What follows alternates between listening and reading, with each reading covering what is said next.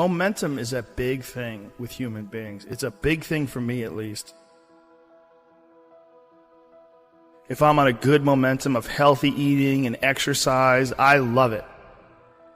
I like waking up sore, pushing further. I like writing down my workouts, what I've done. And I like hitting that gym hard on a daily basis. And I build momentum. And I find that when I do that with writing, whether I do that with performing, whether I do that with anything, it just gets everything going. It just creates energy. Being lazy robs you of energy. Like being sedentary, being uninspired, being bored, it robs you of one of the most precious things you can have in this life, enthusiasm. One of the things that I tell people all the time, because a lot of people have a hard time defining themselves. They define themselves by failure because they failed. But I'm like, you're not your failures, you're you. Okay, your life is a series of lessons you've learned. Now, if you just dwell on the failures, like that's not healthy. It's not smart and it's not empowering. What you got to do is look at those failures and go, well, now you know what not to do. But you're not that. You're you. It was hard because so happy to be and have the job I have. At the same time, I was like, don't feel like I'm growing in my work. And my life at that time had become extremely vital, meaning I just had a newborn son with Camilla. Wow, the only thing I ever knew I wanted to be, and now I was. And here's the job that I had held most reverence for in my life, fatherhood. Now I was. My emotions, the ceiling and the basement of my emotions, the range was so wide. I was laughing louder, crying harder, getting angrier, showing more joy, having more sadness, all across the board. All emotions were much more extreme than they were or could be in the work. I said, your life's more vital than your work, but can my work challenge the vitality I'm feeling in my life? So the work I wanted to do, there were certain scripts I wanted to do Dallas Buyers Club at that time, other scripts. Nobody's going to touch me with a 10-foot pole in those movies.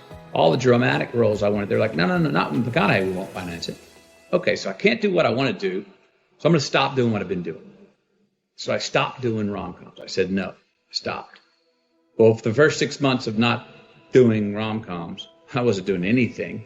Finally, nothing came in. And for 14 more months, nothing came in. I considered other careers. Didn't know if I'd ever work again. But after 20 months of being gone, unbranding as I now call it, being out of sight, not being in your theater or your living room in a rom-com, not seeing me shirtless on the beach,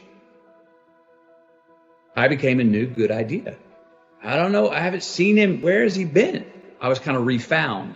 So I had to do that for myself.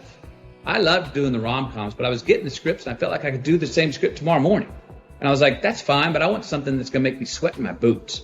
I want some work that's going to challenge me and make me go, I'm scared of this role for all the right reasons. And I can't wait to go attack it and see how I come up the other side. Why seek the role that's hard? Because it costs me something. Because it costs. It's not really a risk unless you lose the fight.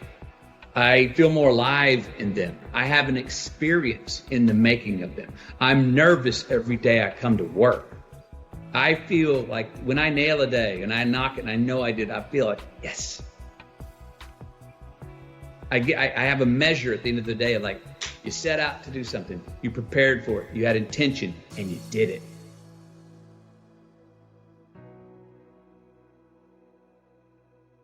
There's lots of different ways to interpret the world, and you can maybe even make a case that there's an endless number of ways to interpret the world.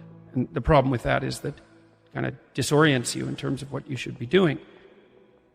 Just because there's a very large number of ways to interpret the world doesn't mean there's a very large number of productive, meaningful, and sustainable ways to interpret the world. The thing that's so interesting about the day is like a page in a book. I had one client who was spending about 45 minutes a night fighting with his young son about when to go to bed. And so, they weren't having a pleasant time of it because it was just a constant battle. And that's common. Like, it's very common for parents of young children to be locked in a battle that occurs day after day. Sometimes it's around eating, sometimes it's toilet training, sometimes it's general behavioral issues, sometimes it's bedtime. It's like, okay, 40 minutes a day. So that's 280 minutes a week. So that's, let's say, 5 hours. It's 20 hours a month. It's 240 hours in a year.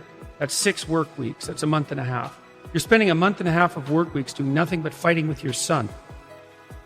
Don't fool yourself. Anything that's every day is a significant percentage of your life. You're awake, let's say, 16 hours. 5 of those hours are basically maintenance. So you got about 11. And then 7 of those are work. So now you're down to 4. And so if you're spending 15 minutes a day doing something painful and stupid, and you do it every day, it's like 10% of your productive life. Because people think backwards. They think, well, I have a vacation coming up and that's really important. It's like, no, it's not. You're only going to do it once. It's not that important. Yeah. How you treat each other at lunchtime, if you eat together every day, that's your life. Yeah. Fix that. Yeah. Get it so that the food's good. Get it so that you're happy with the people that are sitting there. Fix that. It's like, poof, 10% of your life is fixed. The purpose is to align ourselves to really make a change. So you can either be the conversation about making change, or you can be a part of the action to do it. I want to be a part of the action. I don't want to be you or beat you. I want to take this energy and apply it to myself. That's the purpose of seeing. So I come here and I look at how you maneuver. I look at your setup. I not only bow down and congratulate you, I leave and I say, yo, man, I'm inspired, dude. Joe, I can't wait in 2 years. You're going to come and you're going to see my shit. And you remember I said I was inspired, but you're going to see what I let it grow into. That's the proper way to get encouraged and motivated. Look at your circle, right? When you can merge yourself with good people and follow the paths that you see that these good, successful people have taken, you then become a part of a world and group that nobody expected you to be in. So everything else from the outside that comes in, you're throwing at a bubble that can't be popped. It's a force field around me.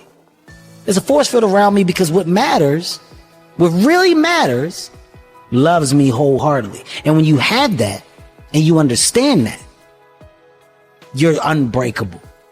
So if you don't add to that force field, if you don't make my force field stronger, you don't get time from me.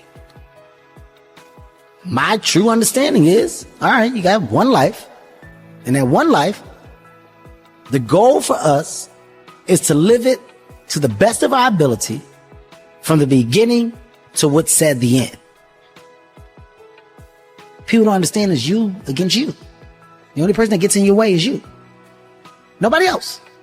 It's you. What I've understood is that what people are doing has nothing to do with me. I should always be a step ahead because I'm thinking differently, because I'm thinking about myself. Making myself better puts me in a position to make others better. Hard work brings great rewards.